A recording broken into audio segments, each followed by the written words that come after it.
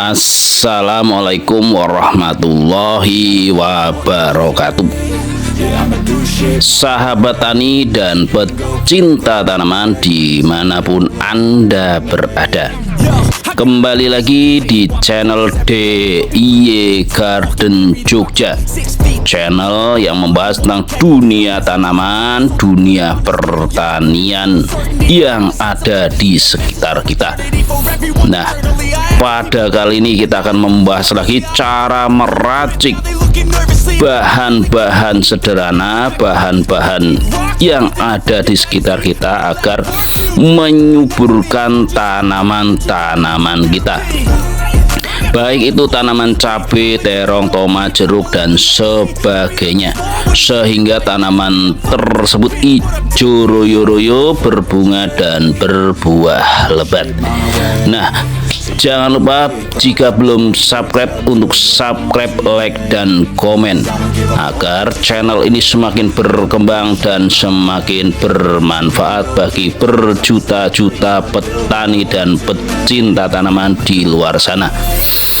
Nah, kita tahu bahwa tanaman itu membutuhkan yaitu unsur hara makro dan mikro. Nah, kita akan membahas lagi untuk bahan ini, yaitu bisa menutrisi tanaman kita, sehingga tanaman kita itu tumbuh sehat, subur, dan tentunya berbuah lebat. Yang pertama kita siapkan yaitu ember atau wadah yang sejenis yang bisa menampung bahan-bahan nantinya. Nah, ini kita gunakan garam krosok.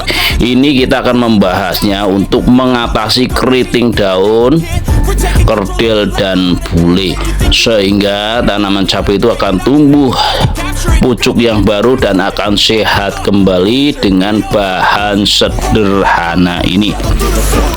Nah, kita tahu bahwa garam itu dikutip dari laman Sibek Kementerian Pertanian, garam dapur sangat bermanfaat bagi tanaman. Ini karena terdapat kandungan magnesium dan sulfur di dalamnya. Nah, selanjutnya bahan yang kedua kita gunakan sebagai pengencer yaitu air cucian beras. Ini sangat bagus untuk menyuburkan tanaman kita sehingga nanti akan tumbuh pucuk-pucuk baru dan keriting akan hilang dari tanaman kita, khususnya tanaman cabai, yang mana air cucian beras itu mengandung nitrogen 0,015%, fosfor atau P16,306%, kalium 0,02%, kalsium 2,94%, magnesium 14,25%, sulfur 0,027%, besi 0,027%, vitamin B1 0,43%. Sumber laboratorium tanah umum dan analisis bahan pangan UGM 2011. Jadi cukup jelas bahwa di dalam kandungan air cucian beras ini mengandung yaitu unsur hara makro dan mikro, yaitu makro itu NPK dan mikronya itu ada magnesium, sulfur, besi, dan vitamin B1, sehingga sangat cocok untuk menyuburkan tanaman-tanaman kita. Nah, tadi itu 1 sendok garam dicampur dengan 1 liter air cucian beras yang sudah dienepke atau sudah diambil 2 hari yang lalu kita kocorkan per tanaman itu cukup 20 cc. Jadi cukup hemat, yaitu kita gunakan cukup sedikit saja, jangan terlalu banyak karena akan mengakibatkan tanaman kita kurang baik, karena over biasanya akan malah rontok. Jadi 20 cc, ingat jangan terlalu banyak atau disesuaikan lebih sedikit atau lebih banyak, tapi dengan catatan patokannya 20 cc, bisa 25 atau 30 cc dan 10 cc tergantung tanaman, kondisi tanaman tersebut, tetapi jangan terlalu jauh dari patokan itu 20 cc. Nah, kita kocorkan Ini kita menanam cabai di polybag dan pot-pot. Dulu ditanami bunga, tapi kita gunakan pot-pot tersebut, kita kasih bibit cabai. Ini juga ada tanaman cabai, kita masukkan ke tanah. Nah, ini juga pakai pot, kita kocor 20 cc atau 20 mili saja. Jadi 1 liter ini bisa berpuluh-puluh tanaman cabai, kita bisa mengocorkan sekitar 50-an pohon atau lebih. Nah, kita kocorkan.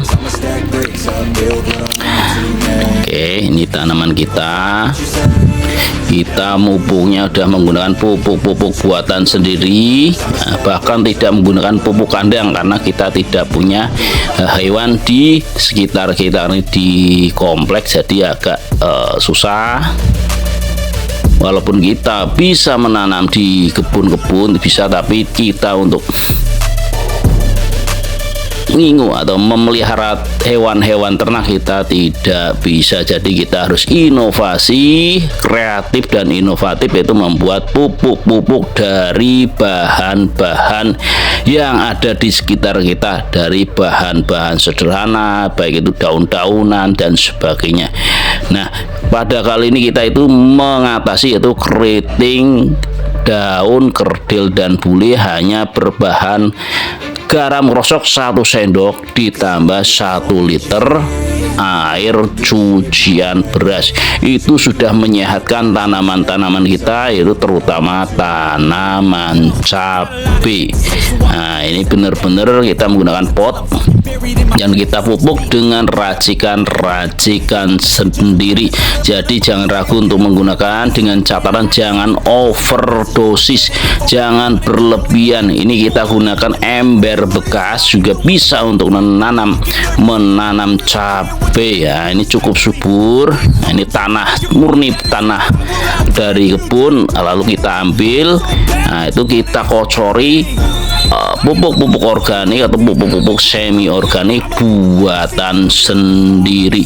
Cukup hijau, cukup sehat dan subur. Nah, ini di bawah juga ada stroberinya juga kita beri, di bawahnya tanaman stroberi juga tumbuh. Nah, demikianlah sahabat tani dan pecinta tanaman dimanapun Anda berada. Pembahasan kali ini di sini bukan untuk menggurui, di sini sama-sama sinau, sama-sama mencoba lalu mengamati hasil-hasil dari racikan kita. Jadi ketika ada pengalaman panjenengan silakan di-share di kolom komentar biar kami buatkan videonya, dan semoga dari ilmu jenengan itu bermanfaat sehingga jenengan mendapatkan pahala yang mengalir, karena ilmu jenengan selalu digunakan oleh berjuta-juta petani di luar sana. Jadi jangan pelit untuk masalah ilmu, mari berbagi untuk berinovasi, berkreativitas atau berinovasi sehingga tanaman kita subur, ijo royo-royo, terhindar dari keriting, kerdil dan bule atau kuning.